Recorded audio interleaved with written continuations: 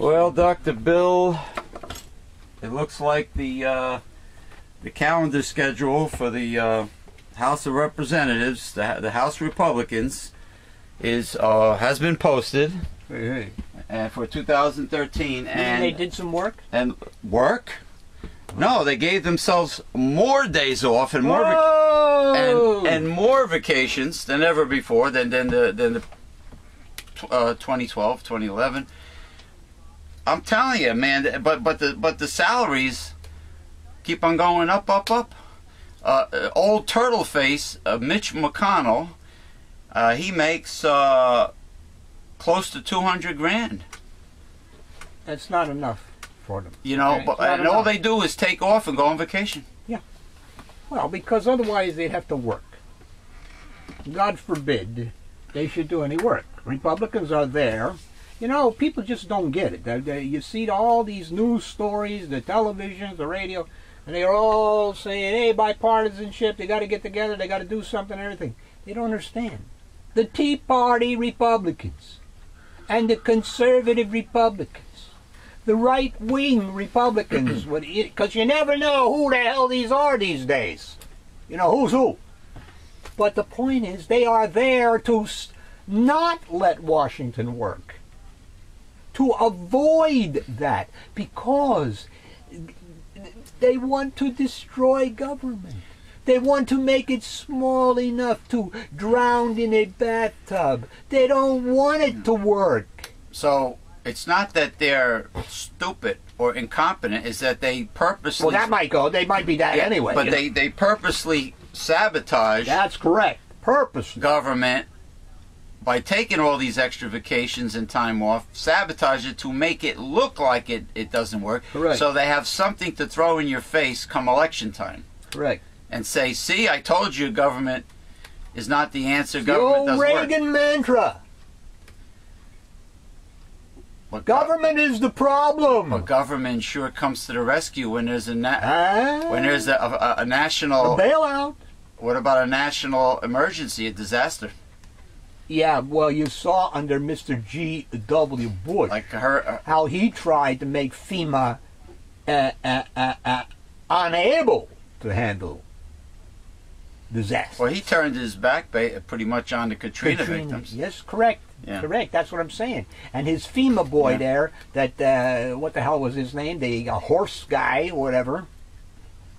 He didn't know nothing about disaster, FEMA, or whatever. And that's why he was put there.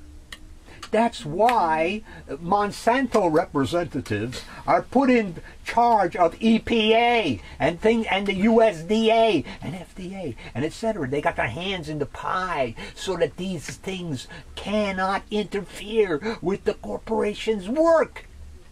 Work? Yeah, to gain profit. To gain profit over people. Profit over people and over at all times. And over the environment, and to poison you. And to kill off, to cull the herd, kill off the poor, and enslave the middle class. That's the ultimate objective, the corporate plutocracy. Now, you know, first they called Hurricane Sandy a Category 1 hurricane. Now it is a superstorm. Correct. Why don't they make up their mind? Well, you see, in this air, did you see what happened to Greenland the other day? Well, they lost more ice? That's correct. So, today's storms, or whatever, they're of a different category today. And they're going to get worse. And they're going to get worse. Up north, here. Yeah. In where we are. Greenland is now... Not only where we are, wherever the coastlines are. Greenland... Because the water is going to come up. That's true. 30 feet, as much as 30 feet. They're not saying 30, but the reality is as much as 30 feet. Yeah. Now, Greenland is actually starting to look like a Greenland. Yeah, well, the big, or whatever, you know, chunk of, what the hell they call them, clavins or something? The glaciers? Yeah, it came off the other day. Greenland is smaller, you know, because of this chunk that is gone or whatever. Because it's melting. And that will raise the sea levels. And that raised the sea level, yes. And make the, with global warming... But there's no such thing as global warming. global warming increases the temperature of the oceans, which is causing these storms. So, you know, Sandy might be just the beginning. They might have to. They might have to change their category, huh? In other words, under global warming circumstances, a Category 1 might have to be upped to a Category 4. You like what they did with shrimp when I used to work in the seafood industry. What was jumbo one year became colossal the following year, and what was medium became large. It's a game. And guess what? It's all shrimp. Retail, you know what I mean? capitalist. Shrimp. It's like you're a shrimp. It's like I imagine they can do the same thing with diamond grading. Oh, this diamond is one grader grades it like this, and go, oh no, let's get more money for it. Let's up it a grade. Let's call it this. Yeah, it's all a game. Retail capitalism. So is our financial system. That's what people don't get. Iceland told the bankers to shove it. I know. They're doing well. I know. Greece is over there trying all this shit, borrowing more money to pay off its debts, etc., etc., instead of telling the bankers to go to hell. Didn't Iceland, hold on, heating system. Didn't Iceland incarcerate some of the banksters? Yes. Good for Iceland. It deserves a salute with my magical shillelagh, my blackthorn shillelagh. I salute Iceland for incarcerating the banksters. Exactly. Good job. Now, I mean, it's just all we need is to change the system. That's right. It's very simple. Very simple. Excuse me. Very, very simple indeed. Let's see where I am here. Well, I just want to say that I don't know how many times I'm going to say this, but to whoever is watching, and some people that are watching have their own shows. When I debate with somebody or argue with somebody online, let's say it's Facebook. Let's say it's somebody who happens to be one of those right-wing fundamentalists, flamers, or somebody that says something totally stupid or racist, or has no compassion for the poor, and they start saying stupid things. They don't have their facts, so I have to correct them. If it ends up being an argument, I am not being childish and petty and negative and toxic and all this stuff that a certain gentleman mentions on the air. I am telling it like it is. Why is telling the truth construed as being like a mean ogre? Like this one woman told me. This one told me I'm a brute. I'm a brute. Why am I a brute for telling the truth? Telling the truth can get you killed. Look at history. But why do they categorize the truth tellers as being mean-spirited and negative and toxic? Why would you worry about that? And bullies. Why would you worry how can you about be because things are being said online, that's why. So how could you be negative? How do you stop How could you be a bully by telling the truth, by defending what's right? How? Did they kill the prophets of old, the apostles, etc., for telling the truth? So what are you going to do? You're going to be a liberal pacifist. Look, no, I'm a liberal. You dispense with those people. I'm a progressive liberal, but I have a backbone of titanium. I'm not afraid to fight. But you're not changing their mind. So they're going to continue spewing their crap. So therefore, why would you allow it to enter your space? Then why are people who supposedly are classified as being highly intelligent and wise, why are they telling me I'm negative? There's no such thing. Why are they telling me that I'm being petty? There's no such thing. I'm being petty and childish by fighting with somebody who's an asshole? Exactly. But they have no facts. It doesn't matter. What does the Bible say? You tell me. You're the If minister. if you argue with a fool, you too become a fool. You don't argue with fools. Even if they're trying to even if they're trying to tarnish your good name. Yes, of course. On the air. Of course. Or in gossip. And you can't stop what they're going to say, whatever they're going to say.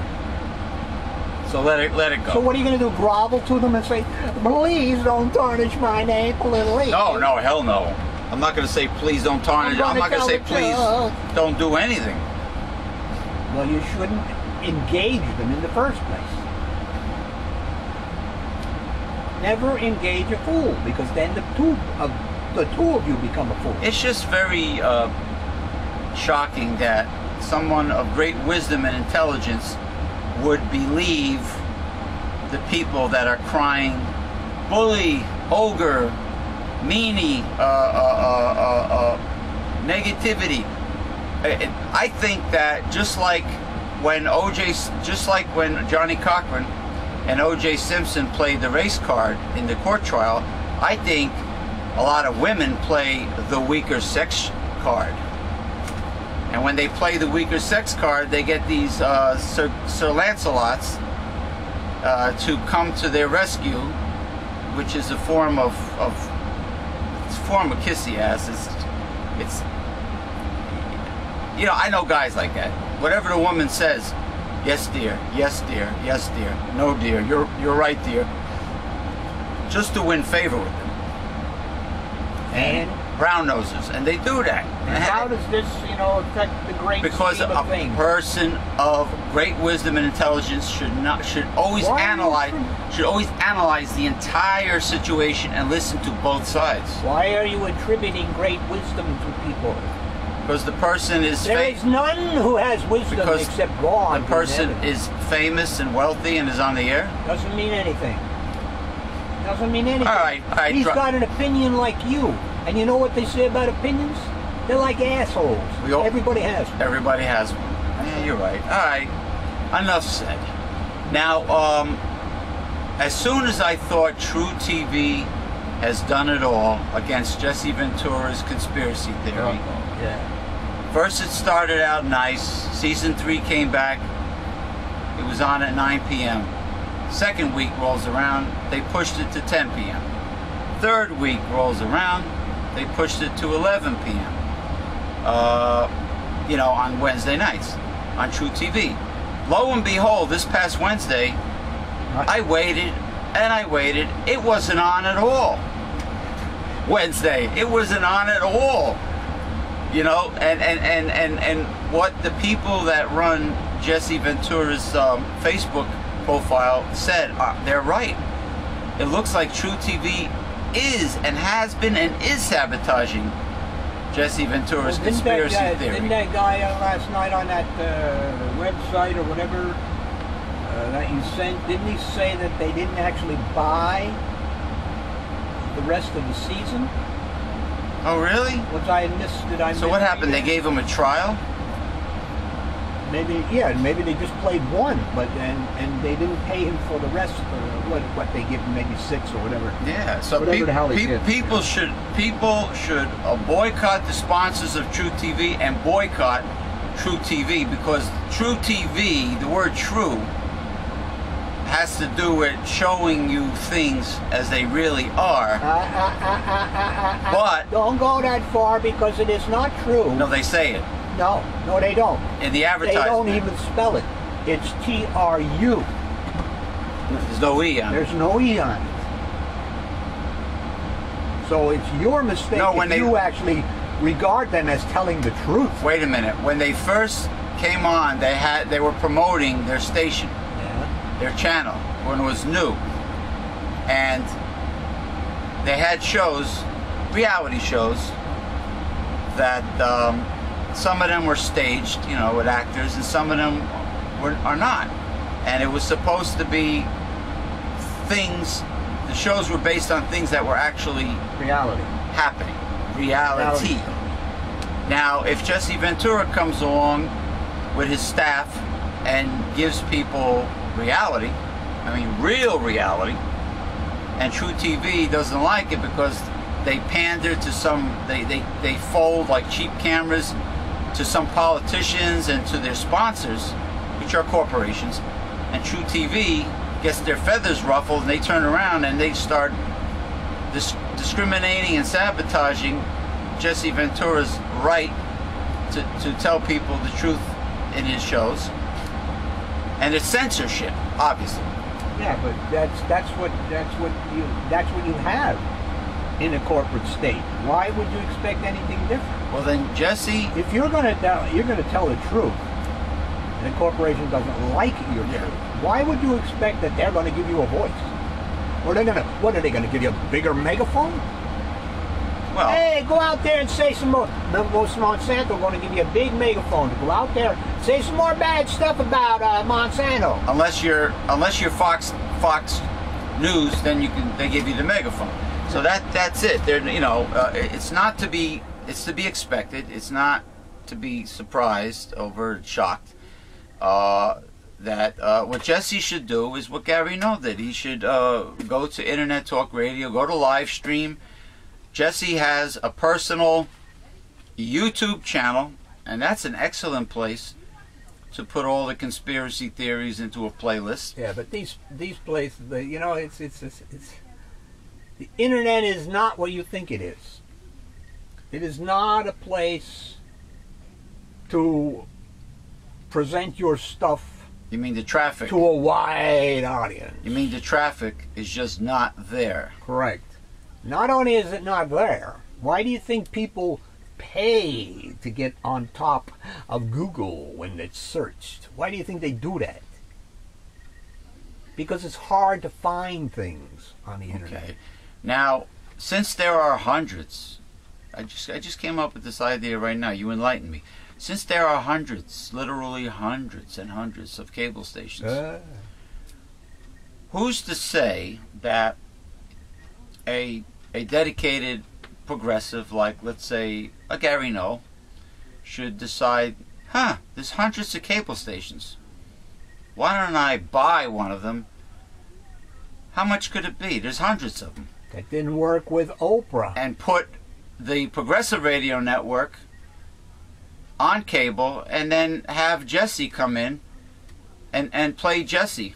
The best of Jesse's conspiracy theory, or the new series. In other words, everybody that's doing a real hard-hitting show, put them on that cable station. There's hundreds of stations. Take your pick. You're thinking in an idealistic way.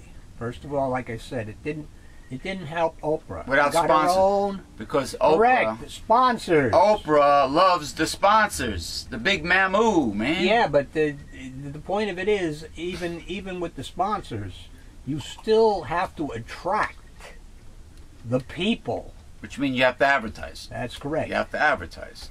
That's correct. And you got to reach the right audience too. I mean, you can, if you're selling, let's say you're selling soap to clean people, or what's the old thing?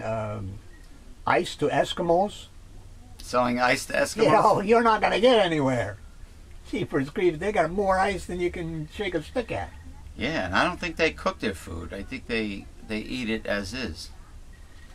Well, it's so cold, I don't think any bacteria would grow in their meat. So there's no need to really kill it, right? So they just eat it. And I don't know. Jeez. There's no veggies at all. I mean, eat. talk about a ketogenic diet. There's no veg. How could you grow veggies? So there is no, like, fiber. Amazing people. I'm so sick to my stomach of this friggin' commercial with Debbie Boone singing "You Light Up My Life." Yeah. Don't you dare! It nauseates the hell out of me. Her lifestyle lift. That's it. Her big saccharine sweet smile. She looks like the Cheshire Cat with that sickening song, "You Light Up My Life." Oh my! I have to walk out of the room, and I have to mute the television. Well, one thing about that commercial, now that you brought it up, sorry, I did. I don't know what it is, whether it's facelifting or the Botoxing or what the hell they're doing. I don't know. But they show this one woman who has terrible skin. Yeah, Terrible horrible. skin. Right. Terrible skin, okay? And then, of course, she gets to find lifestyle lift. And yeah, then her skin is smooth and everything. And then it's not terrible anymore. How the hell does that, whatever they're doing, take care of the blotches and this, that, and everything on your skin? Maybe the blotches were artificially put there. Well, I don't know. That's what I'm saying. Hey. Doesn't make sense. When Ron Popeil used to advertise... The fishing thing! No, not the pocket fisherman, not the spray paint for bald men. I'm talking about the Showtime grill. Oh. He used to whack the Showtime grill's glass with a hammer as hard as he could, and it didn't break. Who's to say that wasn't a plastic hammer?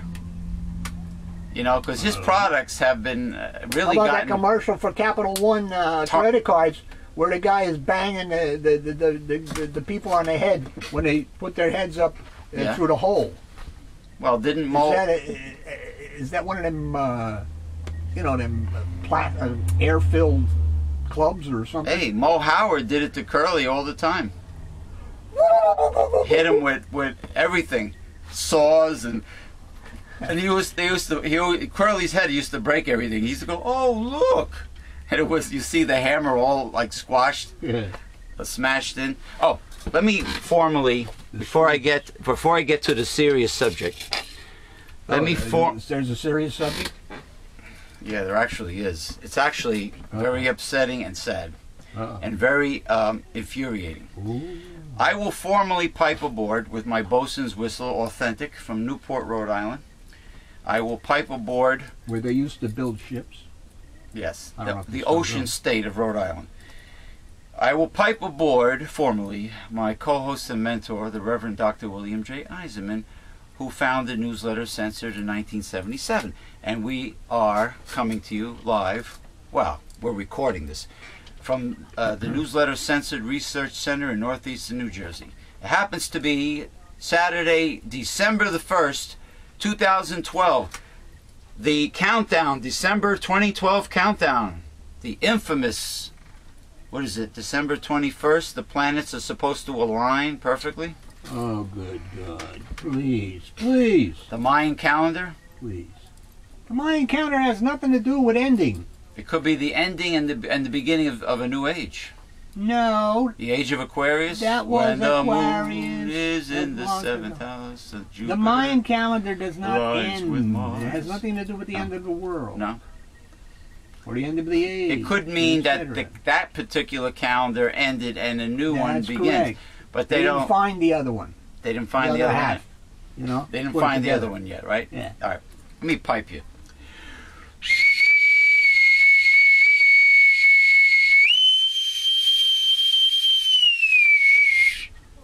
Hey, it sounded pretty good this week. Welcome aboard. How you feeling, sir? Pretty good, actually. Welcome aboard our progressive pirate ship. And to you jabronis out there, welcome to our show. Now, the big issue happened recently, very tragic. Could have been avoided. At all times it can be Yes. avoided. If I know what you're going for. The factories Yeah.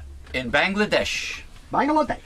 where the poor souls there are getting paid 18 cents an hour by major American corporations to produce garments. One of them being Walmart. One of them is Walmart, and one of them is Disney. And Sean, the rapper. Oh, okay. I'm not familiar with the rap industry, but you know, okay, I'll take No, your he word makes for a it. clothesline. He's got a clothesline. When Remember this like Kathy Lee, she got in this trouble too? in Central America, and she had crocodile tears saying, "I had no idea that my products were being made by child labor. I had no idea." No idea. And she had the crocodile tears. You know, like Weeper of the House, John Boehner. You know, crocodile tears. So anyway, Disney and Walmart, they denied any affiliation with this factory in Bangladesh after the tragedy, and then later on it was proven that they did know about the very despicable, bad working conditions for the employees. Yeah, in Bangladesh. actually, I think it was Walmart who actually brought it up to the factory owners about the conditions. But of course, nothing was done. Nothing was done. So there was a fire which killed, I believe it was 120 people. 120 people, and the doors were locked. The people couldn't get out, which I find very strange. Well, don't find it strange, because it happened here in the United States of America with the triangle shirt. The doors... Incident fire. They couldn't get out? That's correct. It happens. Look, I'm sure management was out, weren't over they? there in China and these other places, the people have to, like the women, they have to wear diapers because they don't let them go on a break so that they can take a piss. You mean like Foxconn? Foxconn, yeah, places like that. Yeah, where Steve Jobs has things assembled. They got to get that last ounce of energy from you. Where Steve Jobs had his Apple, his iPhones and laptops assembled, among other American companies. So what I'm trying to say is, the poor souls get 18 cents an hour, most likely no benefits. I doubt it. Of course not. And the corporations say they should be happy that they get that much. And it's an unsafe working environment, to say the least. To say the least. And after the tragedy, instead of taking responsibility for it and feeling rotten about it, they denied any affiliation with the factories. Kind of like the nonchalant attitude that British Petroleum had with the oil spill after it first took place. Well, they don't think it was nonchalant. They gave $20 billion to restore. But they just don't care about human lives. Well, geez, you know, making a buck in human lives. Go back to Rockefeller, go back to J.P. Morgan, go back to Carnegie, go back to Frick, go back to, you know, they didn't care about human lives. Well, speaking of Rockefeller, I was reading something about old man Rockefeller, and his photo, he had like a sinister, evil look on his face, and he was talking about their objective of world conquest, world control. Controlling the food supply, controlling everything, the water supply. All of them, yes, of course. The Bilderberg, and they agreed about what do you think globalization is all about? Yeah. One world government. Now, under the control of the corporations. Now, there was a gentleman who left a very intellectual comment under Nikola Tesla's banner with the... I saw that. With the tower and free electricity. Yeah, and then there was the other one from Jesse Ventura's page about something like 10 ways to fix the system, something like. But they were very idealistic. Yeah, Tesla had, aside from many other revolutionary inventions like the death ray, Tesla had an invention to harness and utilize electricity, which is all around us, which is part of nature, and supply it for everyone for free. Nobody... The electricity is there. It's here. It's part of nature. But isn't it funny how Edison, who got backed by, I think, J.P. Morgan or maybe other people, it's funny how they took something that occurs naturally and to control it. What do you think control it and sell it back to people? What do you think they do with patents today and intellectual property? Patented, as Jonas Salk said about the polio vaccine. What the fuck is that? How do you patent the sun? Right. Well, today they want to patent everything. They got patents for that. You put a little virus into a piece of corn, and it's patented, baby. No, what I'm saying. It's mine. What about the patenting of genetically modified seeds of food? That's what I just said. Patent Mother Nature. Now, was it a Supreme Court judge that said it was okay to patent Mother Nature? Yes, it was. No, I don't know if it was a Supreme Court judge or whatever, but they won it in court. That's correct. That's correct. This judge must. Why do you think they hate vitamins? This judge must have been a real greedy corporatist to say yes to that. Of course he was. What do you think? If you go to a court with a person who has an ideology, and you are a corporation, Right.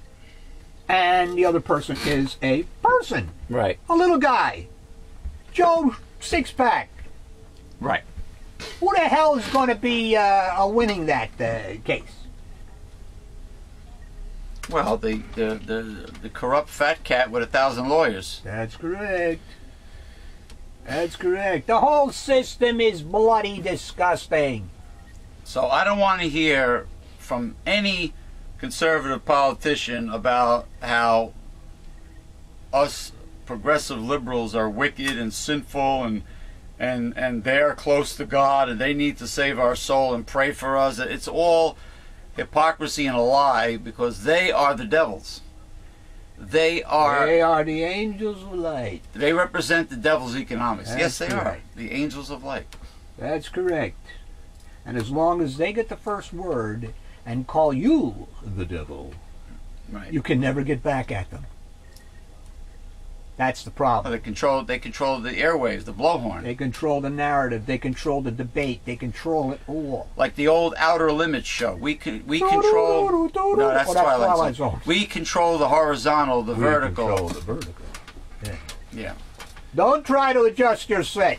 Don't try to adjust your set. Well,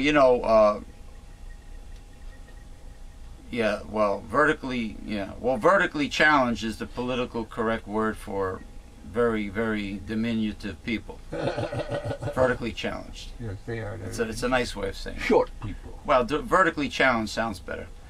So, That's just political correctness. yeah, like, Okay. what does that mean? A cripple is a cripple. Does that? Handicap is a handicap. Disabled is disabled. Yeah, but you know, there was a little yeah, but back in the old days, they used to call crippled, disabled people gimps. and decrepit. Gimps However, and decrepit. there was a young lady, a Taz, on the television the other day. She lost her 2 legs below the knees. So now she has artificial legs. Okay. So she's going around yakking up the situation of there's no such thing as a disability.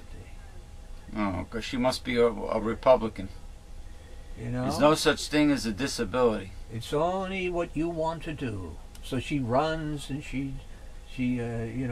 I think she won some medals or something. Oh, like the Chinese with the artificial leg. like the Chinese woman who says it's all in your head? Yes. It's all in you. What you perceive is your reality? However, in America today, we have, speaking of in your head, we have a law on the books called KIDA versus the Director of Workers' Compensation or whatever the hell it is. I wrote about it, so, if you want to look at a past censored, you can look at it. Mm-hmm. I believe it was number 121. Yeah, whatever. Whatever. The point is that the Social Security Administration has made that law that if you work, if you do a job, you're no longer disabled. Automatically, it disappears. Even if you try and you fail, it doesn't matter. You're still able to get a job. Like you try it and you attempt to get a job, and you and your disability interferes with it, and you get fired or you quit. They still use that as an excuse to take away your check. Absolutely. Well, you will get no benefits if you're working. No. What I mean, you are no longer disabled. I mean, so you're not entitled. I mean, people who have attempted, like there's I know, Mass Bob has Asperger's syndrome, and he collects Social Security disability, and some people that are part of these agencies to help disabled people are trying to get him to work part-time in a fast food restaurant. Right. But I said, Bob, don't believe them. Beware. Don't fall for this crap, because if you get a job in a McDonald's or a Burger King or a Wendy's part-time, they will take away your Social Security disability check quick. There used to be in the older days I think something else has taken its place today, but it used to be called PASS, PASS, under the Social Security system. Yeah. And what they used to do was they would give you some way that you can work at the job or whatever for like a time period, and you wouldn't lose your It's a benefits. trial. Oh, ticket to work and self. I think that's what has taken its place. Ticket to work and But self-sufficiency. it used to be called PASS, PASS. Don't believe it. It's a trick. But that's the point. The point is that once they get you going in that direction, it ain't long before you lose your benefits. And then it takes a long time to get them back again if you're entitled to. You got to call Binder and Binder, and you got to go through a whole process, a long process. It's a trick. It's a Republican trick to get you off of your dole, your social service thingy. And you know Your entitlement. You know damn well that a disabled person cannot live on a part-time fast food salary. You know that in this day and age. Well, what about the person that's not disabled who is working on that? Didn't you see the thing the other day against McDonald's? Yesterday and the day before, whatever, they out there. How the hell can I, survive or support a family on $8 an hour? They want 15. $8 an hour is like years ago. The minimum wage used to be like $3.50 when I was a kid. Yeah, but the money was worth more at that time. Yeah, the dollar was worth more. Yeah. It was worth close. It was closer to 100 cents. Yeah. So let me see something here. But anyway, let's get some readings done. Well, let me wait. I want to figure this out. Oh God. $8 an hour. I hope we have time to get these readings in. We got plenty of time. $8 an hour, right? Times 8.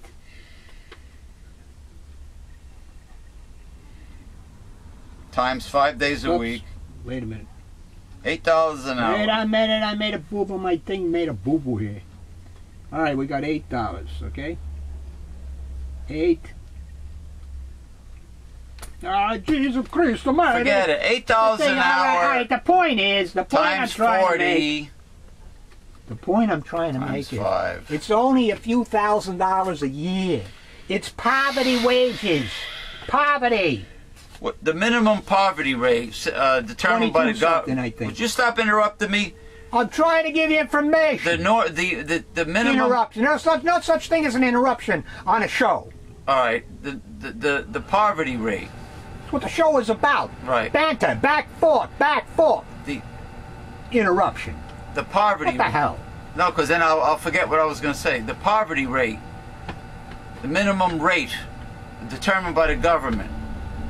Is what? 22 something. 22,000 and change, right? 400 and something, I think. So how the hell is a fast food? It ain't. How is a fast food salary? That's like light years below that, right? If you're part-time. They made it.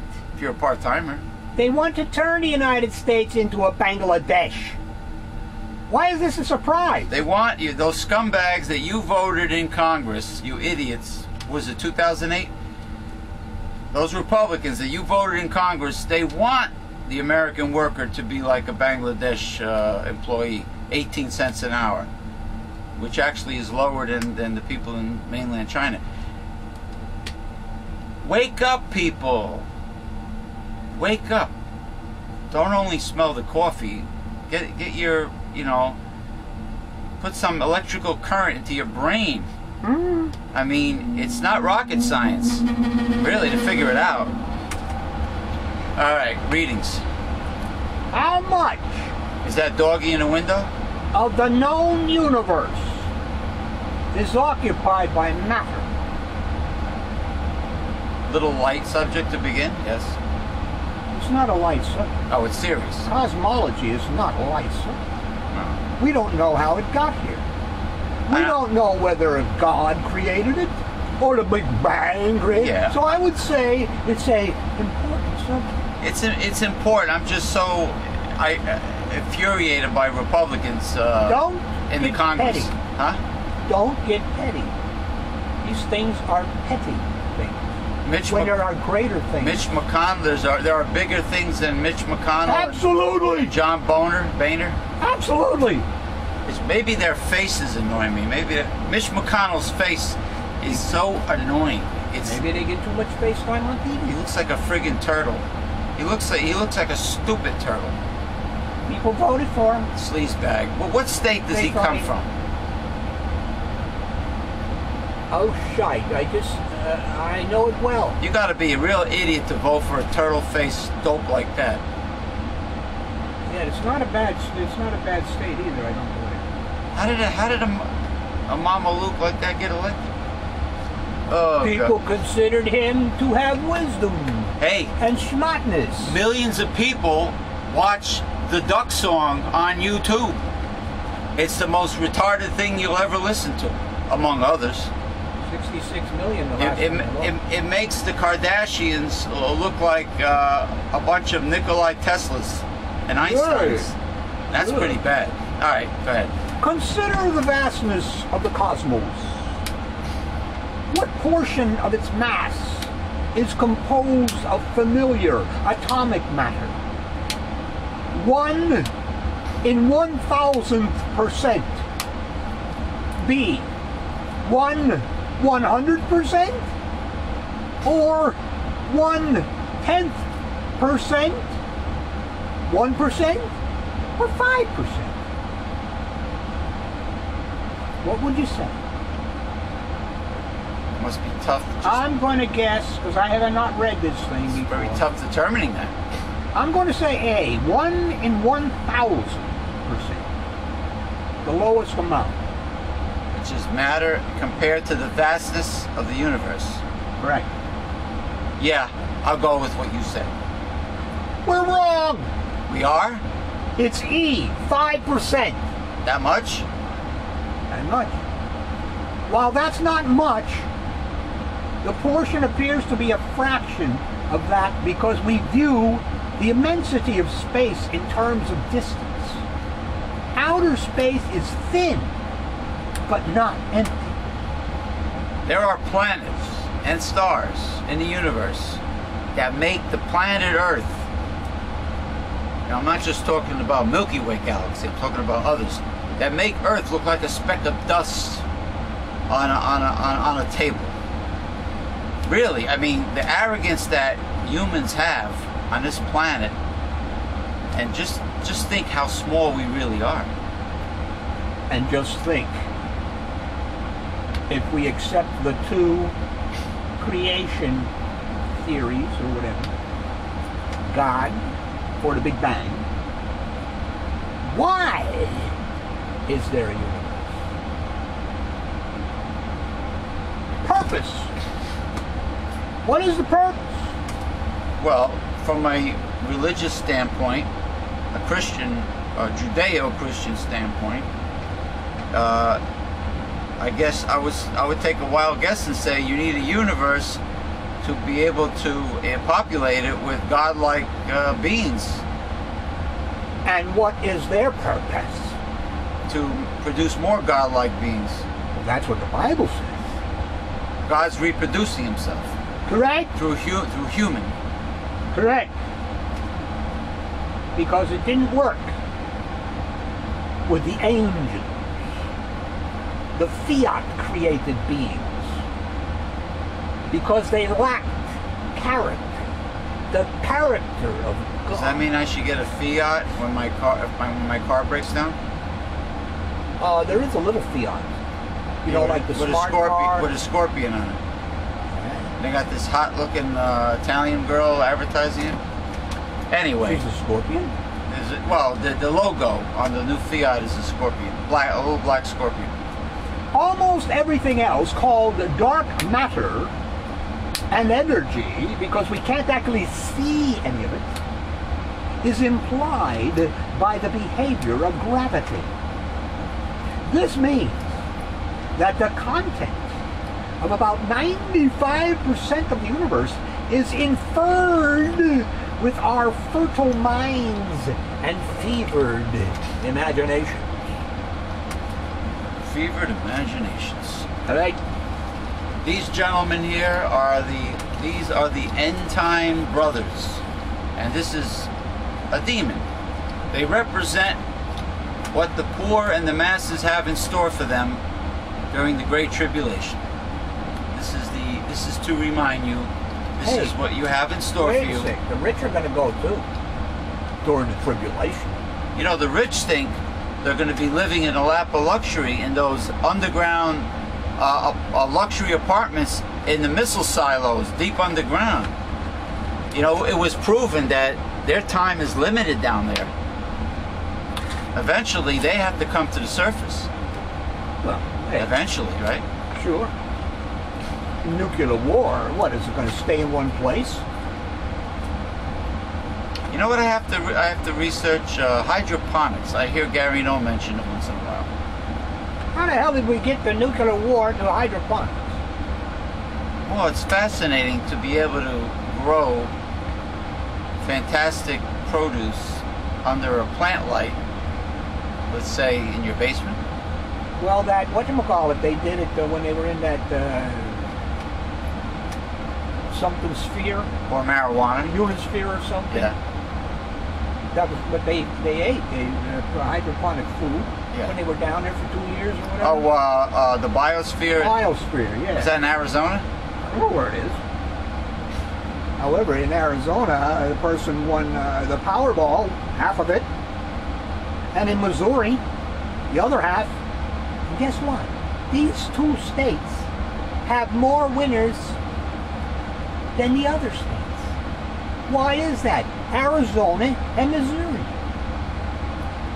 Interesting. Yeah. Interesting. An area of Arctic sea ice bigger than the United States. Wow. Melted this year. Wow. According to the UN Weather Agency, which said the dramatic decline illustrates that climate change is happening before our eyes. In a report released at UN climate talks in Qatari capital of Doha, the World Meteorological Organization said the Arctic ice melt was one of a myriad of extreme and record-breaking weather events to hit the planet in 2012. Droughts devastated nearly 2/3 of the United States, as well as Western Russia and Southern Europe. Floods swamped West Africa. Right. And heat waves left much of the Northern Hemisphere sweltering. But it was the ice melt that seemed to dominate the annual climate reports, with the UN concluding ice cover had reached a new record low in the area around the North Pole, and that the loss from March to September was a staggering 4.57 million square miles, an area bigger than the United States. The alarming rate of its melt this year highlighted the far-reaching changes taking place on Earth's oceans and biosphere. Climate change is taking place before our eyes and will continue to do so as a result of the concentrations of greenhouse gases in the atmosphere, which have risen constantly and again reached new records. The dire climate news following on the heels of a report on Tuesday found melting permafrost could significantly amplify global warming.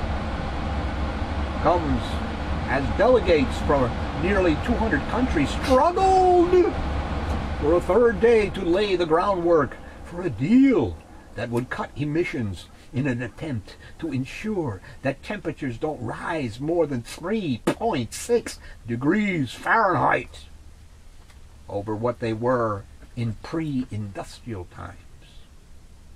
Temperatures have already risen about 1.4 degrees Fahrenheit. Discord between rich and poor countries on who should do what has kept the 2-decade-old UN talks from delivering on that goal.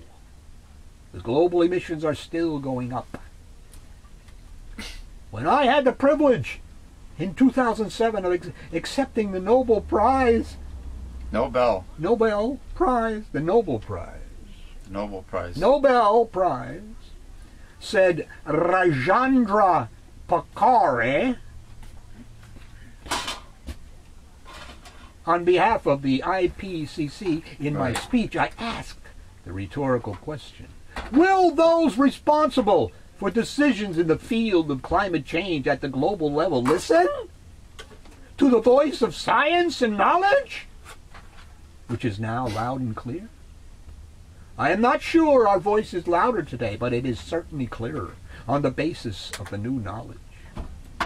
Delegates in Doha are bickering over money from rich countries to help poorer ones adapt to and combat the impacts of climate change, and whether developed countries will sign on to an extension of a legally binding emissions pact, the Kyoto Protocol, that would run until 2020. Wow. Well, you know what?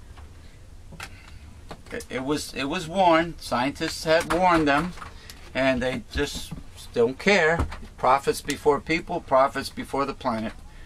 You know, and all the great civilizations of the past, right? They self-destructed, and they caused their demise. I wonder where their money went. Did they take it with them? Hell no. Hell no, as Boehner would say. No, caskets don't have any U-hauls in the back. I mean, a hearse. There's no U-haul in the back of a hearse. Well, they put all the crap in the mummy thingy, and it's like, but where does it go? It's still in the pyramid. No, it didn't go with them. It goes into the wherever they went. It goes into the museums that discover the mummy. Exactly. I mean, the pharaohs. Yeah. Yeah. Anyway, we're going to take a break. It's time for Reverend Dr. William J. Eiserman's gastronomic delight known as lunch. And we will be back. We will be back. Hold your horses.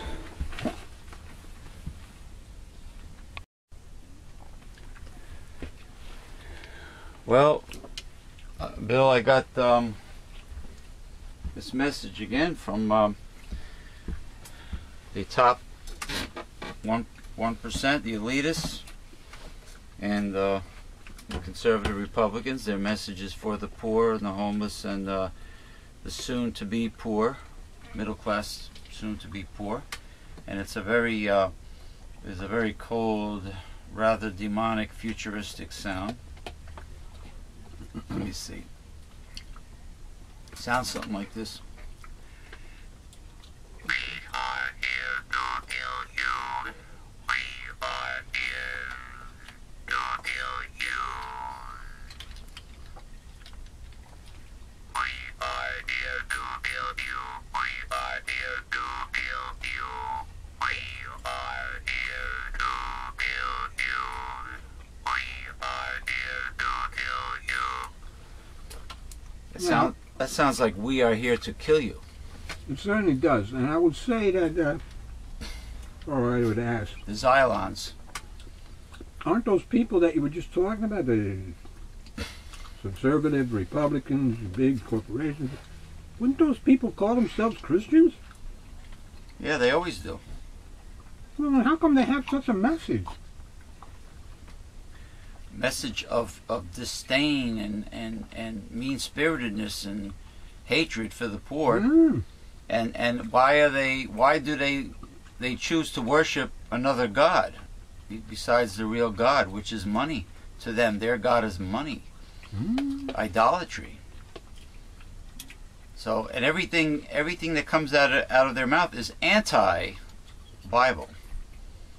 So how could they be required to pray for us and to save us?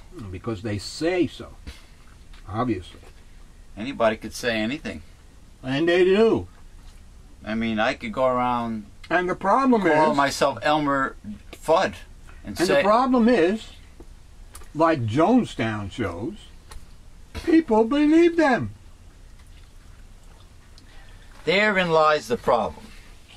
Not in the conservatives, which are outnumbered tremendously by working stiffs or, you know, the poor, but the fools, the lemmings, the middle class idiots, and the lower class idiots, the lower class deceived idiots that vote Republican and believe the conservative propaganda lies about the job creators versus the job killers.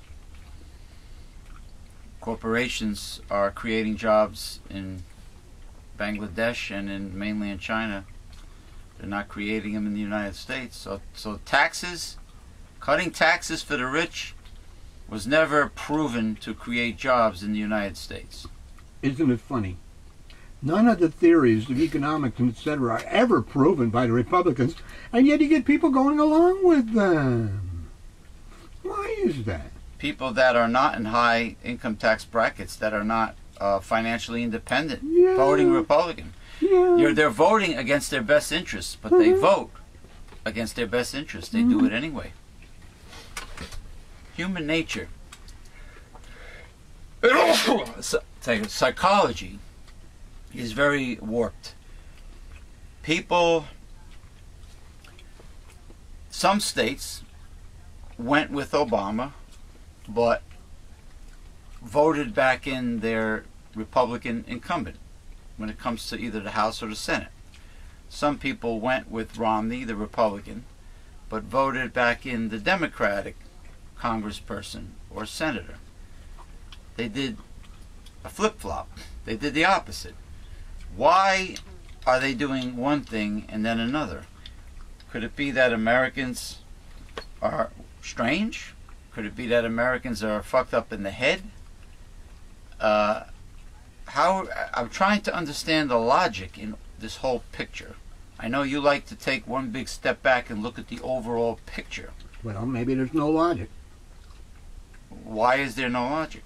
Because it's dependent upon ideology. But ideology... There's no logic in ideology. Ideology without proven fact is worthless. That's why there's no logic. That's why it's illogical. Yeah. It's illogical, Captain. I guess you can say a lot of illogical things about people. Why do people spend large sums of money chasing a little white ball on the ground and join a country club and spend all this money just to chase a little white ball and knock it in a hole? Hey, talking about golf. I love golf. Yeah, I mean, there's skill to it. You know, it's a game.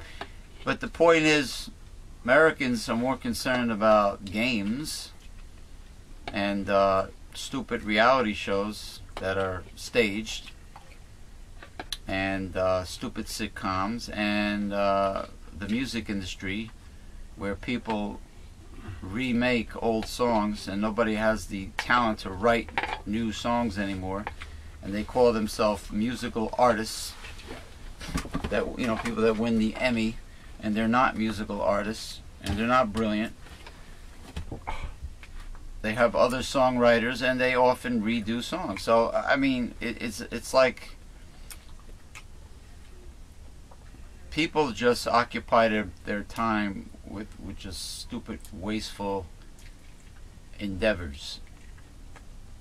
You know, and they're like penny wise and pound foolish. I mean, they won't spend money on something really important, but they'll spend Like the newsletter?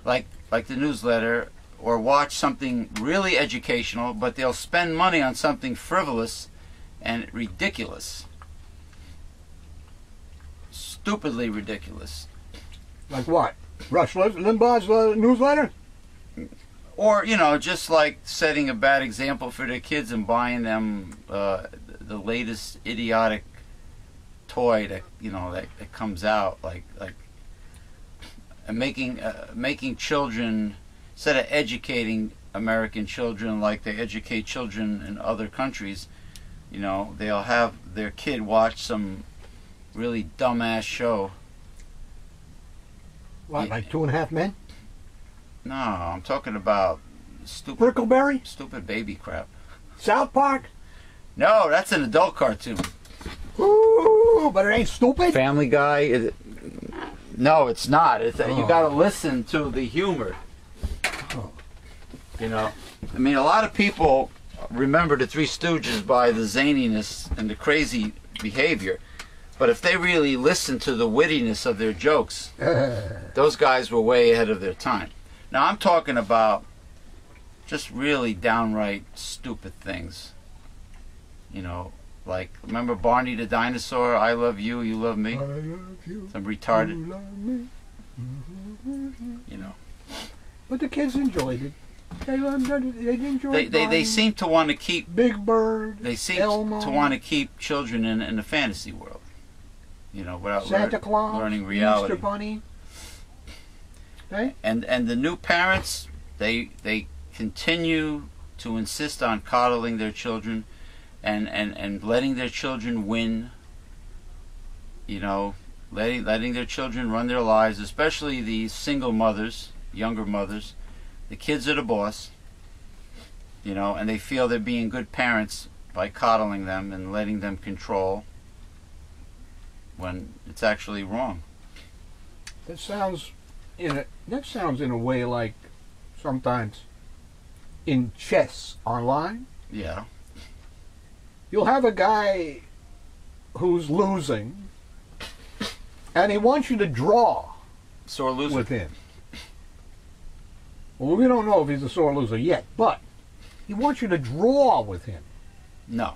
instead of carrying out the game to its ultimate conclusion, which is a win for you. Say, I want to beat your ass.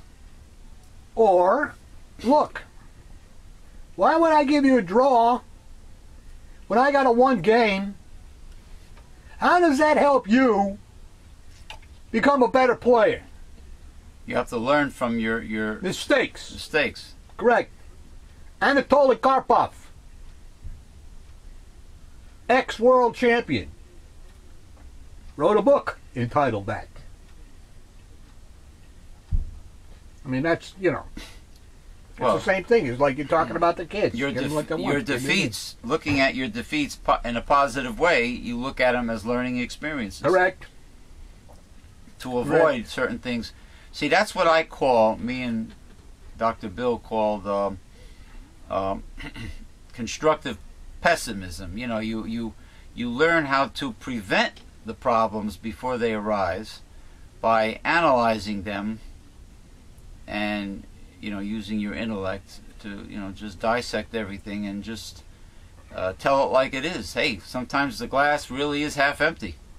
However, that doesn't work with a person who has an ideology. And you because find he's out not- why the glass is half empty. He doesn't want you to confront his ideology. You know how many people post these banners like, I guess is what Billy Joe said in his song, you know, Peter Pan advice.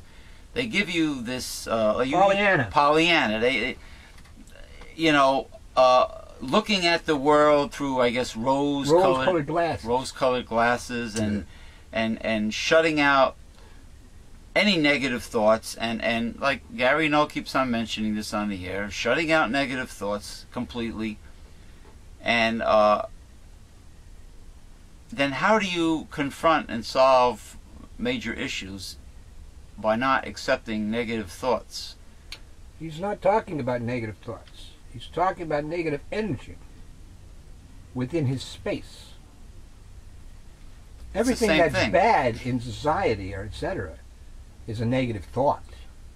Anything. We're not against. If he was against negative thoughts, he would not do what he does to try to alter behavior. He would not. and He the society. would not take upon these crusades. Correct. Like we talked But about he doesn't Bangladesh. Bangladesh, 18 cents an hour. The poor people died in the fire. It's a negative, tragic, very negative incident. Now, if you discuss the incident and you say those damn corporations, it's their fault, unsafe working conditions, they're despicable, they should be held accountable for, blah blah blah. You could say it's negative talk, but it's positive because you're showing compassion for the people who make 18 cents an hour and who died in the fire needlessly. But showing more compassion would be altering the behavior. Finding ways to alter that behavior. But going after the corporations who are responsible in a hard-hitting, venomous way is justice, and it is what is needed. But if it's just personal attacking, it doesn't go anywhere. But they're responsible We've been personal for it. attacking for thousands of years. But they're responsible for it.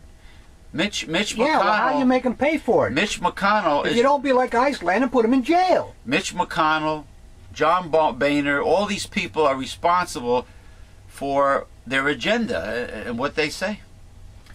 But or what they don't do.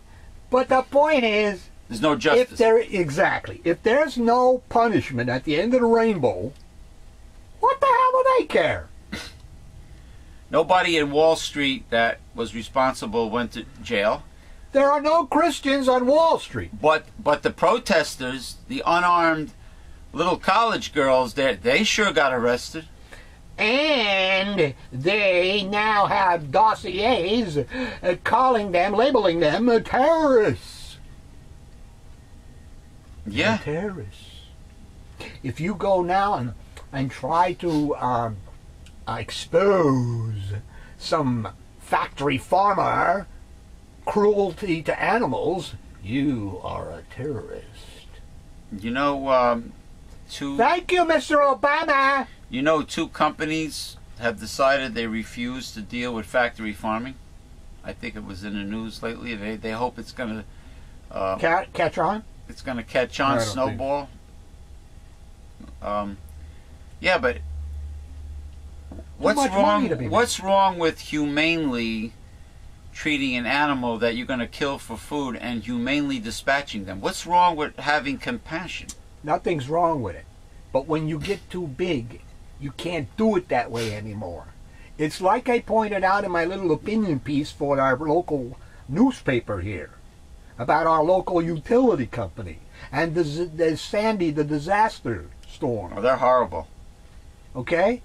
We had to call government in. We had to get people in from other states to help out. It's because one big company, Cargill or whatever, wants to do all of this stuff. When maybe it would be more economical and better for the populace if there were many small farmers to dispatch these animals to make their living. Local. Not some big profit for Cargill or something. Local organic farming is the way to go. Well, it used to be that way. What changed it? Greed. We were all organic farmers once upon a time. Of course. Why does an organic apple or organic peach have to cost like over $1 at Whole Foods when everything originally was organic? Correct.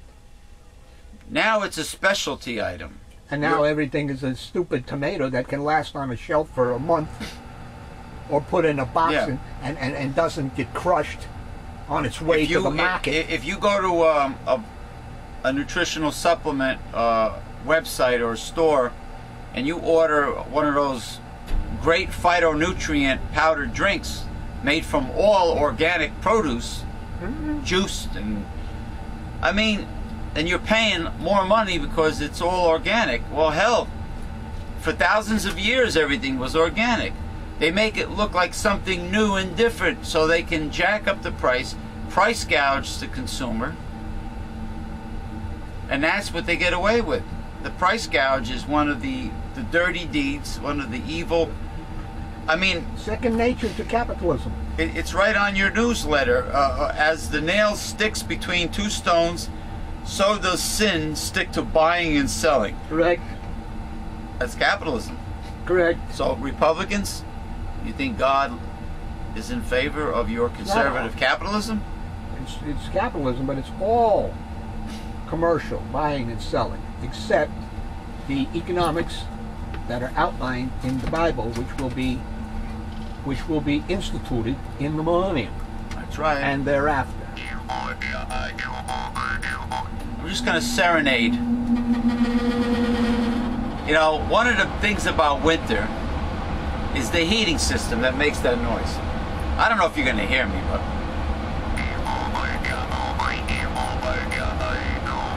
I'll do it later. All right, go ahead. I'm not gonna boing boing over this noise. I bet you can hear the bells though. For decades, Yeah. conservative lobbyist Grover Norquist So that scumbag? vowed to drive Republicans out of office if they didn't pledge to oppose tax increases. Oh, poor baby. The poor rich have to pay more taxes. Oh. Many lawmakers signed on. But now, several senior Republicans are breaking ranks, willing to consider raising more money through taxes as part of a deal with Democrats to avoid a catastrophic budget meltdown.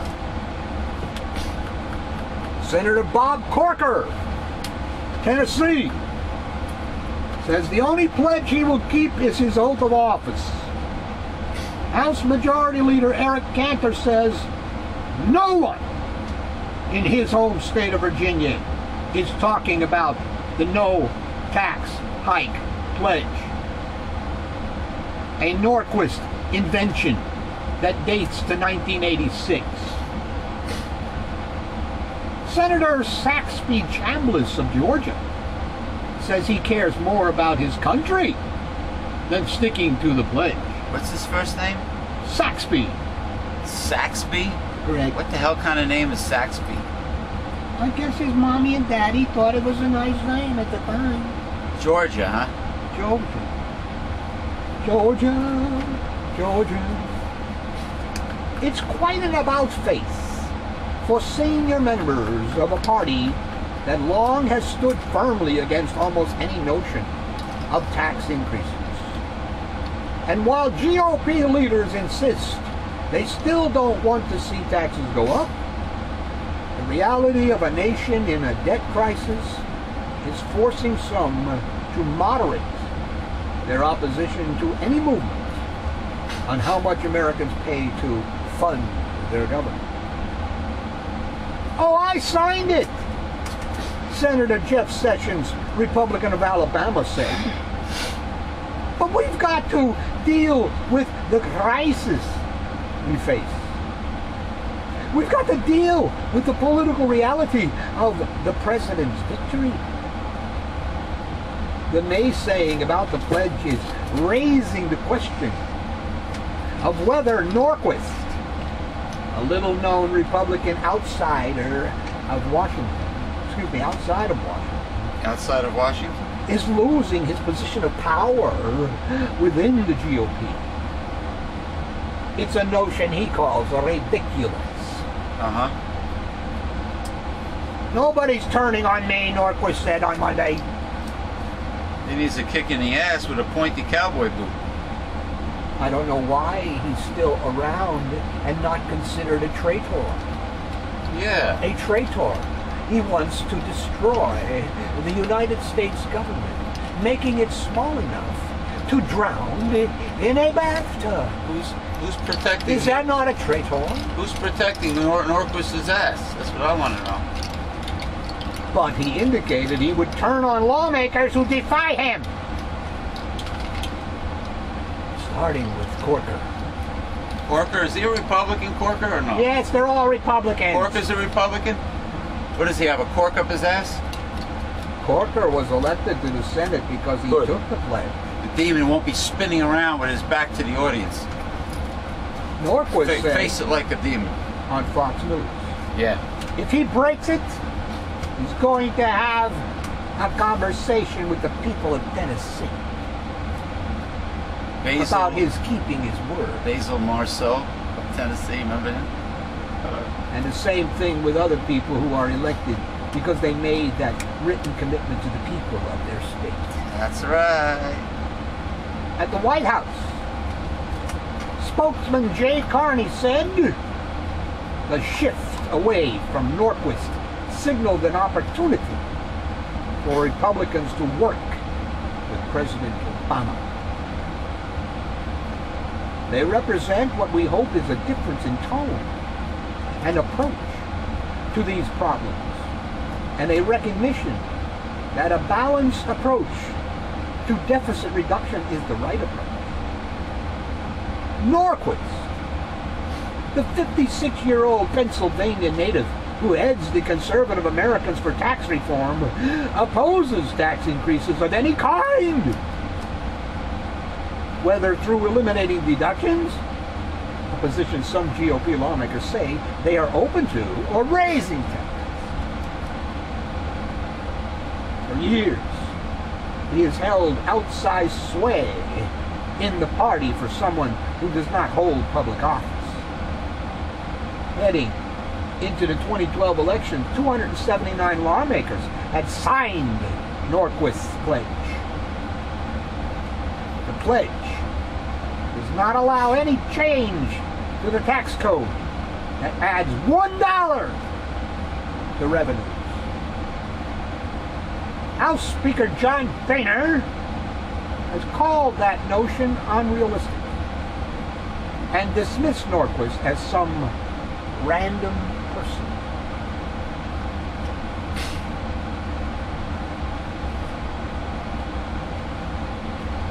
Well,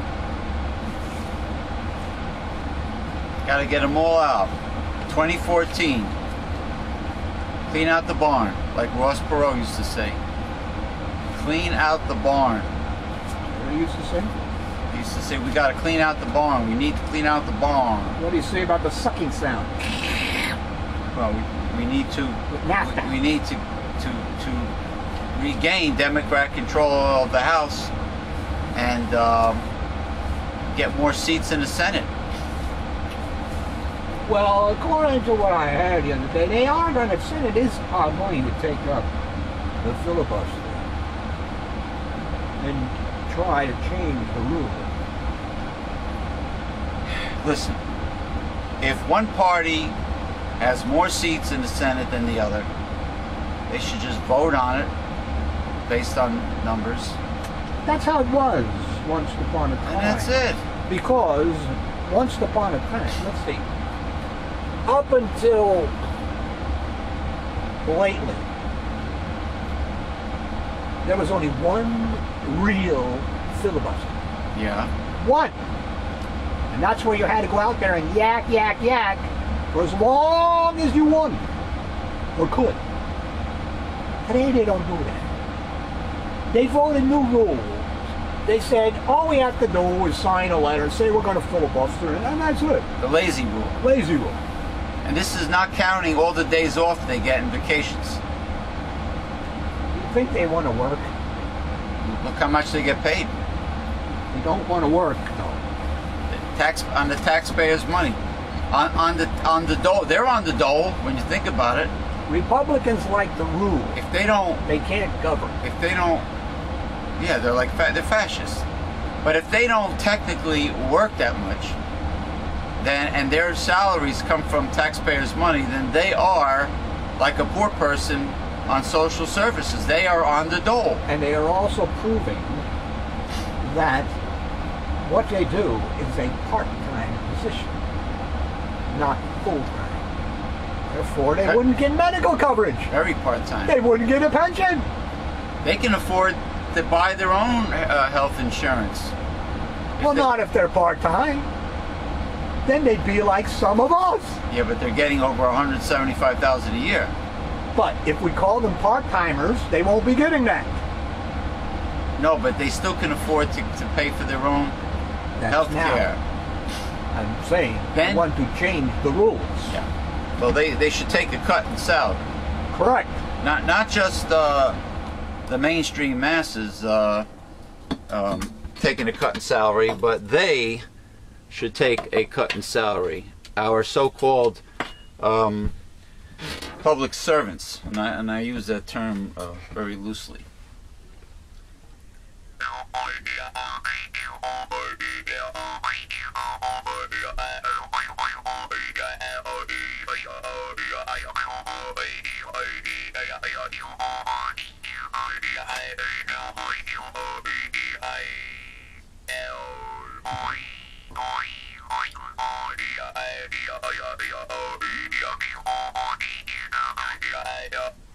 All right. Gotcha.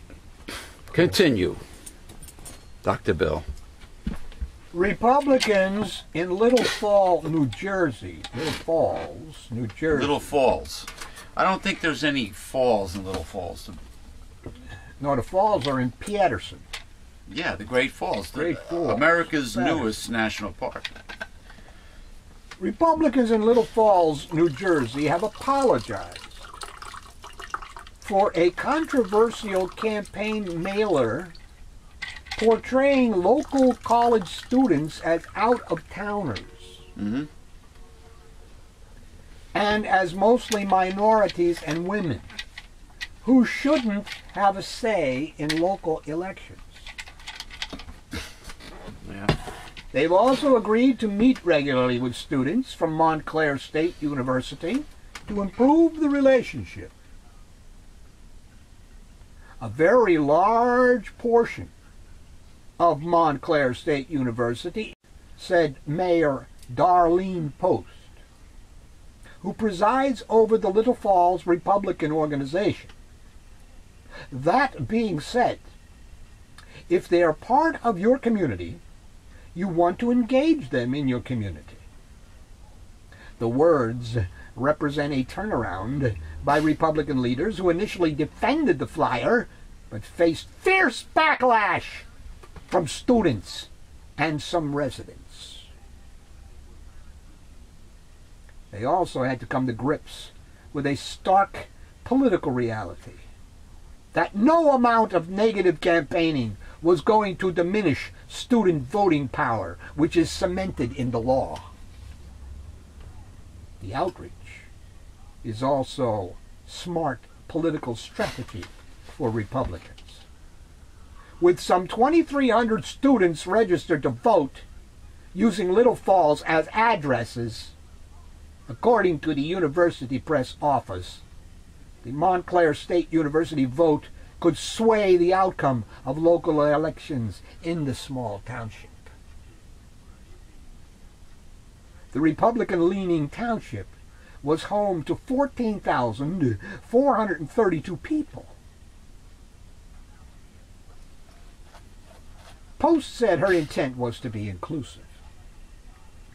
I was looking more at the fact of being good neighbors and engaging the students, she said. Tensions rose after a spike in voter registration on campus this fall following the opening of the dorm and an aggressive voter registration drive.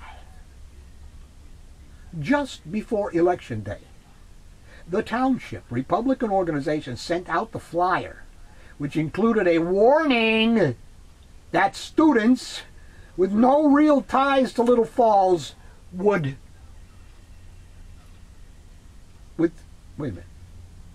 no real ties to Little Falls would vote, didn't know local issues, and were largely Democrats. Some students and residents said the flyer appeared to be racist and sexist because it had pictures of mostly minorities and women and warned about voting by members of a feminist club, Femvolution, and a Latin American student group. Post and the council president, Luis Fontana, said the flyer was not meant to show certain ethnicities or to offend, but that students shouldn't vote locally because they don't know issues or candidates.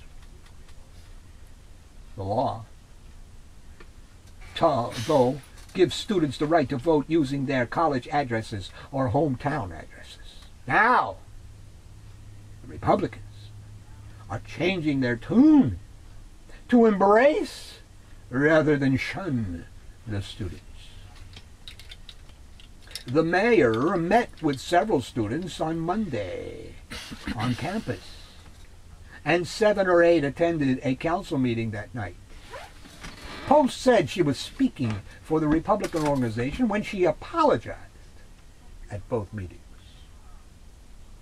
The flyer was not intended to discriminate or intimidate or to prejudice anyone, she said.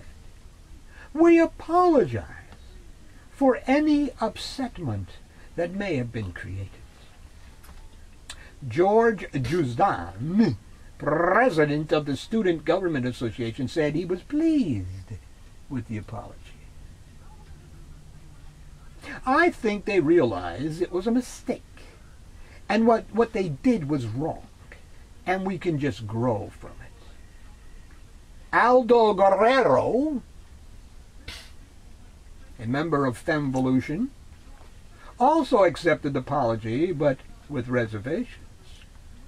We still wanted to hear more from the mayor, and we're asking her to take full responsibility. That sentiment was shared by the township resident Alfred Atiennes, who said the mayor should own up to the ad personally as the head of the Republican organization. Post said a campaign team was responsible for the ad, but she declined to say who served on that team. She said she wanted to move forward from the controversy and improve relations with the students. She agreed to have a council member attend a meeting with students on campus or to go herself, with a timetable still to be determined. Isn't it funny that when the Republicans do something wrong, they always say, let's move on. Let's go forward.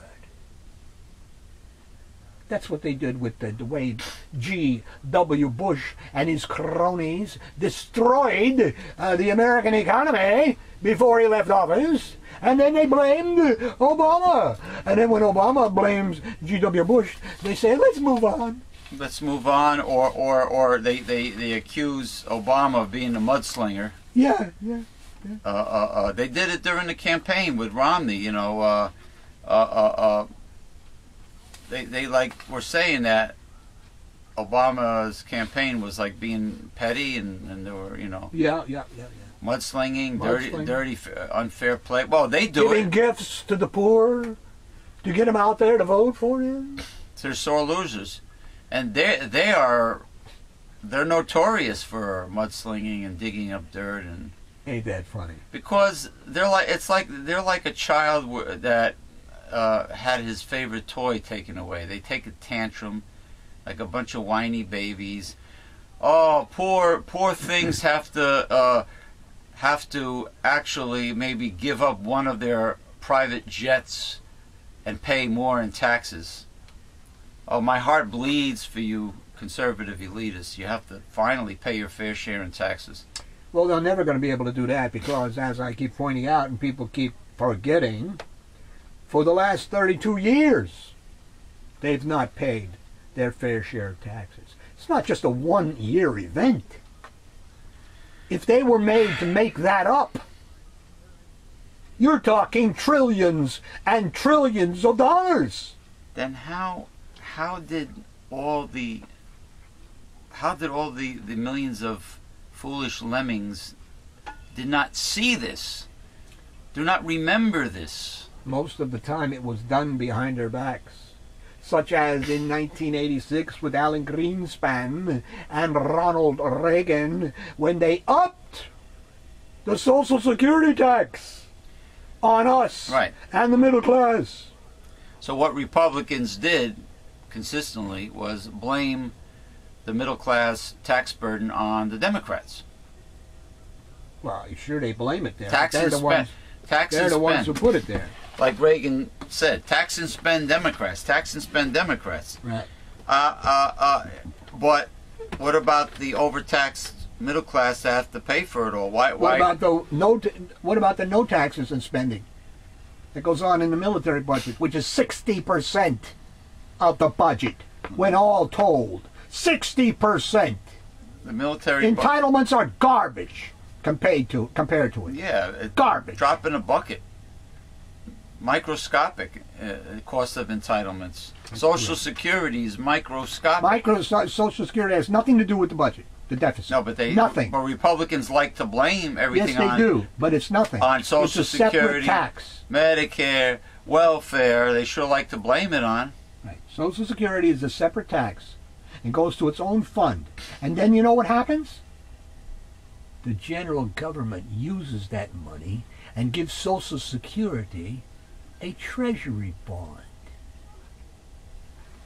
The Social Security system has somewhere around $2.7 trillion in U.S. treasuries, which Mr. George W. Bush said was just paper in a file drawer. The most safest of all investments in the whole wide world, treasury bonds, are just paper in a file drawer. Well, didn't he say the Constitution was just a damn piece of paper? A goddamn piece of paper. Well, that's been proven, hasn't it? So where's our habeas corpus? So there's no. Where's our privacy There's rights? no sense of morality when it came to G.W. Bush. Like nothing had any value. There are no Christians on Wall except Street money and in politics. There are no Christians. I'm liking this title more and more. I see it being applicable. Wait a minute. More and more. This is your upcoming. It will be maybe news, the title of my next article. News article for the newsletter in our local newspaper. The Reverend Dr. for the newsletter. Oh, for the newsletter. There are no Christians on Wall Street. On Wall Street and in politics. No, we can extend it. I'm going to use Wall Street. Wall Street. But we can extend it to wherever you want to. There are no Christians in 99% of churches and religions calling themselves Christian. Wall Street is the devil's playground. See? That's obvious. Jeez. That's obvious. But there are people out there who just look up to anybody, you know, with a Machiavellian way of looking at life. You know, the ends justify the means. As long as they're successful, that's all that matters to these numbskulls. And they have the idea, the perception, that intelligence and money go together. If you got money, you must be smart. And you must. Oh, there were a lot of smart people on Wall Street. And you must. Back in 2007, weren't there? And you must have been doing something right if you're that rich. Oh, they're blessed by God. If you're that rich. They're blessed by God. You know how many people kissed the ass of Steve Jobs and Bill Gates? That funny-looking Bill Gates with that geek with the Mo Howard haircut? I'm sure they do. You know how many people, you know, say wonderful things? Oh, Bill Gates spoke at a college university. How lucky these kids are. Let me tell you something. I read what Bill Gates said to them. He basically said, in a nutshell, work for nothing? Nobody really cares about what you think. These corporations will not care how you feel or what you think. Exactly. You're just a number to them. It's what you can do for them, I told you. Yeah. One of the basic flaws of capitalism is that the boss will never pay you what you're worth because you have to make money for him. So more than he pays you. Now, what about the salaries never keeping up with the cost, the rising cost of living? Well, that's just another one of their, you know, they get away with. The cost of living increase is up. See the shillelagh? It's up here, and your average American salary is like way down here. Same thing with the Boskin report back in the 90s for the entitlement programs, Social Security, etc., where the real cost of living inflation rate is not factored in. So every time Social Security gets a raise, a COLA, it's not the real one. Yeah, the Boskin report. They anybody on Social Security today, whatever you're making, I don't care, 1,200, whatever it is, it should be twice as much. That's right. Social Security is way overdue for an increase. Way overdue. They can never overdue. give you that increase, you know. Even welfare is way overdue for an increase. Food stamps is way overdue for. It's ridiculous the amount of money they give people in food stamps. But a Republican would like make a big deal about the little drop in the bucket food stamps. Well, yeah, and then they scream and yell about, oh, these lazy people, you don't want to improve your situation. You know what? I ain't getting enough to improve my situation. It's like these idiots on television, these finance managers or whatever the hell they are, right? Well, if you just put a little bit away every week Oh, sure. from your job, 40 years later, you'll have $1.3 million to retire with. Guess what, pal? You can't do that on a job that's got you running from paycheck to paycheck.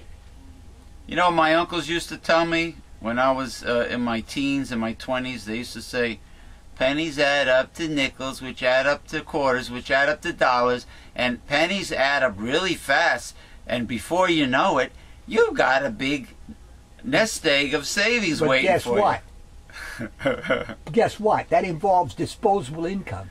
What? If you ain't got no disposable income, pennies, nickels, dimes, quarters, and dollars, it don't matter. You don't have You it. mean surplus cash? Disposable income above your needs to survive. Above Yeah. and beyond your cost of living. If the dollar is shrinking, and your uncle's right, and you're socking away those pennies and dollars, and the value of the dollar is just going lower, lower, lower, lower, lower. Better to spend it. And the cost of living is going higher and higher, there is not going to be a nest egg. And that they love to do. That's what they're doing. Because, you see, whether it's in this country, Bangladesh, I mean, you see it all over the world. That is their mantra. That is their agenda. They want people to work for the lowest cost possible. They want to enslave you. They want to enslave you. Remember, the slaves got food and housing. That's a type of wage, isn't it? Not the slaves But today. they were slaves. Not the slaves in the 21st century. You're going to live in a cardboard box and be a... Yeah. Hey, the Boskin Report. Tense. Didn't they used to make that chocolate drink I used to have as a kid? Yeah, they should have poured Bosco on them. Bosco? Every time we say something funny, I play the jingles. That was George's password. Bosco. Remember that on Seinfeld? Yeah. Bosco, Bosco. Mr. Peterson's mother dropped dead because she kept on going, Bosco, Bosco, Bosco, and then she dropped dead. Anyway. We got One more here. One more? Yeah, I guess so. Unless Authorities are investigating several attacks on dolphins. Oh man. How could you kill such a cute creature, such a cute, highly intelligent animal with a built-in smile on their face? How could you hurt something like that? Did you see that picture on my webpage last night on Facebook of the burned dog? No, Kelly put it up there. but I'm sure it'll be very sad to look at. Kelly put it up there. Abused dog? Well, obviously he was burned. Somebody burned him. Yeah, there are people who are sick enough to abuse and torture their pets, their dogs and cats. Yep. Anyway, these dolphins are in the northern Gulf of Mexico. After some were found with gunshot wounds, cuts, and missing jaws. We're blown away. I don't know if the ones with the missing jaws are dead. You think they got hit by a shotgun? I have no idea. How the hell? What is wrong with people? You mean they just shoot them for the fun of it? Well, look at that thing that happens in Japan every year, or whatever it is, when they go out and prove their manhood by killing the dolphins. Oh, real macho. They hack away. Speaking of macho, dolphins. Macho Camacho is dead, you know. Yeah, I know. He died. Yeah. Well, he didn't die. He was He was murdered. shot to death. Well, if you shot to death, you have to die. Yeah. To be But shot I'm to death. saying... Did they find out who shot him and why? They will never. They will never. Are they investigating it? Who knows? We think there's someone or some group on a rampage, said Moby Solange, Moby? Executive Director, Moby Dick, Moby's dick. of Marine Mammal Studies in the Gulfport. That's a funny name for a person in charge of marine mammal studies. Moby. They not only killed them, Oh, hold on. Joke. they not only kill them, How often is this fucking thing gonna go on? They mutilate them. I know, it's torture. It's sadistic. They mutilate a lovable, a beloved creature. Creature. You have another small reading or not really? Not that I know of. Not that I know of. Jeez, I have to look through these things. Nah, no, don't look through them. What the hell? See if there's anything laying on top. Oh my God, big stuff. But nothing big, because I got to go to the bathroom. All right, don't worry about it. I don't have nothing. I see big stuff. That's what I see. I see big, baby. Hold it, hold it. Hold the phone, hold the phone. You found something? I might have something small here. Let's see here. I hope so. By all accounts, Governor Mitt Romney conceded defeat graciously, but if love of country were truly the thing that drove him to seek the presidency, here is how he should have ended that quest. In closing, dear friends and fellow citizens, let me begin my own apology tour tonight. Sounds like one of Ralph Cramden's speeches. I apologize for letting ambition get in the way of the truth. Oh, okay, I see where this is going. For failing to stand up for what I knew was right, but was too faint-hearted to acknowledge. It's faint-hearted. For example, I knew that compromise is the premise on which this country was founded. But when a debate moderator asked who would reject a deficit reduction plan that had $10 in cuts for every dollar in new revenue, I raised my hand, along with 8 other cowards on the stage. I apologize for making a 700-mile wall and self-deportation the cornerstones of my immigration policy, and for trashing reasonable attempts by others to deal realistically and compassionately with the problem, simply to appeal to the extremists in our party. I apologize for remaining silent while Donald Trump and others spewed forth their racially charged nonsense about President Obama's birthright. And to my regret, for joining in myself. I apologize for jumping on the anti-Obamacare wagon and scorning a health insurance program I myself helped to create.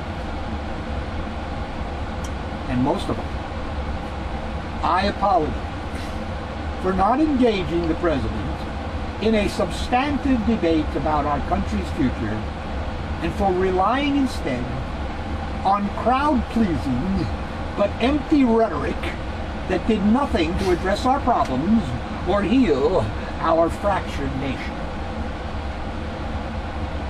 If Romney had conducted a different type of campaign, we might now be addressing him as President-elect Romney. The Republicans are the ones that fractured this nation. Well, Reagan did, by changing the tax burden, shifting it. Unless change is recognized and accepted, the Republican Party cannot survive. Oh, happy days. The Republican Party needs to search its soul.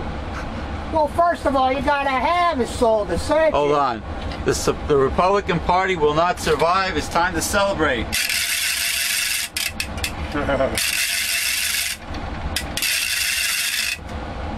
Party favor, New Year's Eve. In the 15th and 16th centuries, America's natives didn't know what it meant to own land. Earth was God, and how could you own God? Yeah. They could not see the change coming from the east, and they lost everything. Yeah, well, the European colonization, their mentality is whatever they steal by force, by extortion, like somehow belongs to them. Today, After 500 years, the European settlers and their descendants have become a minority in America. The GOP is resistant to adopting views and values of the immigrants and is unable to make them feel at home. But Hispanic Americans can now shift the outcome of an election. That is true, and they proved it this past election. Thank you. You know, and look, since more of the middle class is becoming poor, I would say the low-income population is growing. And that includes people living on a fixed income, you know, senior citizens, so on and so on. So the political leaders, they have to do things that are going to benefit this lower income population, which is increasing. Well, Republicans do not have that gene. They only do for the millionaires and billionaires. Well, that's why Romney lost. No kidding. But none of them recognize that. Now, their message was great, they say. Now only, well, in their minds. Well accepted. Paul Ryan's budget, well accepted. Well, all we have to do now is convince the stupid idiots that were sensible enough to vote for their own best interests and vote for Barack Obama. We have to convince these morons, these lemmings, to fill Washington across the board with Democrats and not vote for people that are going to shoot down and put a stop to everything Obama wants. That won't work because... Why won't it work? I keep pointing out. Why? Those Republicans that you wish to change to go vote Democrat will never. I know they'll never.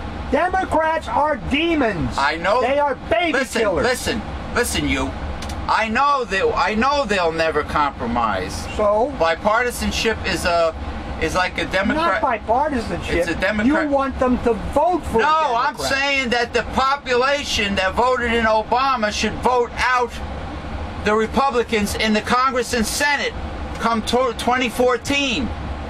The population who voted in Obama were not Republicans.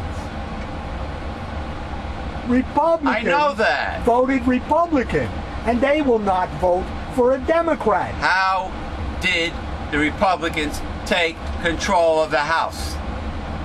By getting voted for, right? Who voted Yeah, but for only Republicans vote for them. So that many... In their districts, which are gerrymandered to prevent Democrats from being powerful enough to come against them. That's how. That's why I'm seeing so much on the internet about gerrymandering? That's correct. Go take a look at Texas and its gerrymandering that went on whilst the Governor G.W. Bush was in power. It's all in place. That's what we need to deal with, the gerrymanders. Somebody should create a cartoon of a salamander and name him Jerry. Gerrymander. You know, I don't know. Just a thought that came into my mind. But this is the thing. 2014, people. All right? If we last that long. 2014. Got to vote out the Republican Congress. Did you see my new banner titled... Who's going to vote them out? The people, the American citizens. Who? How the hell do I know? Leprechauns. Republicans vote for Republicans. Now, who's going to vote them out? I guess the people that... You're asking now Democrats to vote out Republicans. Well, look, every state has an election. No, they have a primary first. They have a primary first. And that gives you the Republican contender. The contender, right. I could have been a contender. Either the recumbent... Incumbent. No, they are recumbent. Believe me. Cucumber. They're lying down all the time. Yeah. Either they vote for re-election or when their term is up, they got to pick a new representative for each party. Why are you making this so complex? Because how did they get in? They got voted for. You're asking. How do you get them out? You vote against them. Why are you complexing the issue? Who's going to vote against them, I'm asking you? Fucking American people. Who else? Who are the American people that vote in a Republican primary? They're probably Republicans, or they're And then who votes for their or Republican they're middle class, candidate? or they're poor middle class idiots that vote Republican. Who then votes for the Republican candidate in their House elections? Democrats? No. Well, then how the hell are you going to get them out? Listen. Sweet pea. 2014 is they're up. The House Republicans are up for re-election. 2014. And Paul Ryan runs again in his district. They can do anything he wants. And he beats the Democrat that runs against him after the primary elects Paul Ryan to be their candidate. And then he beats that Democrat. Who's going to vote against Paul Ryan when he runs for the House? In his state. In his state. In his state. In his district. Okay. Who's going to vote it for? Again. If it's a red state, he's probably going to get reelected. If it's one of those red states. That's what I'm saying. But so how can the American people, as you're putting them, which you're meaning independents and Democrats, how are they going to vote for a Republican? So what you're saying is that a lot of these Republican Congress people are from traditionally red states. Gerrymandering makes it very tough for someone to beat you. Why are the Republicans able to use gerrymandering? Because it's an immoral thing. They do all kinds of things. The Democrats don't do it because it's immoral, right? I don't know if that's what prevents them from doing it. They just don't do it because it's bad. Well, it's bad. So gerrymandering was created. Don't you understand? Gerrymandering was created for the unethical politicians to do their dirty deeds, right? Yeah. And that's why But Republicans do a lot of these things, and no one ever holds their feet to the fire. Well, there must be a lot of people talking about gerrymandering because I'm seeing gerrymandering articles left and right.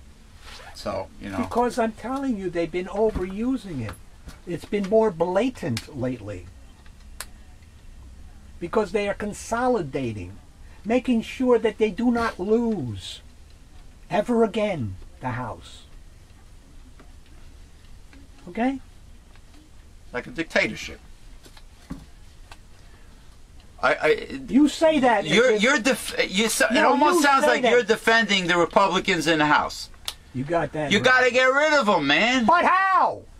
So what are you going to do? You just, like my grandmother, oh, you can't fight City Hall. You're just going to hang out and go, what's for dinner? Hey, let me watch TV. Oh, there's nothing you can do, James. James, there's nothing you can do about it. Just be a pacifist and just like, let it happen. The first thing you do about it is expose other people to the problem. That sounds like a great idea. That's the first thing you do. Then you don't go bitching and yelling and screaming about it unless you have an answer to it. And the only answer to it is to get Republicans to change their minds. In other words, and that, I told you, is nigh on to impossible. It's not going to happen. Because Democrats are baby killers. They are demons. Yeah. So in other words, human. That's not going to Try happen. to change your uncle's mind. He's Try to do it. He's not going to change. Well, then, put that on a wider scale. I'm not saying we have to change. Put that on a wider I'm not scale. saying we have to change Republican voters' mind. That's not what I'm saying. You want to change? We got to get. They got to get the information out there so the mainstream population will be aware of what's going on. And then it's got to be driven into Republican minds.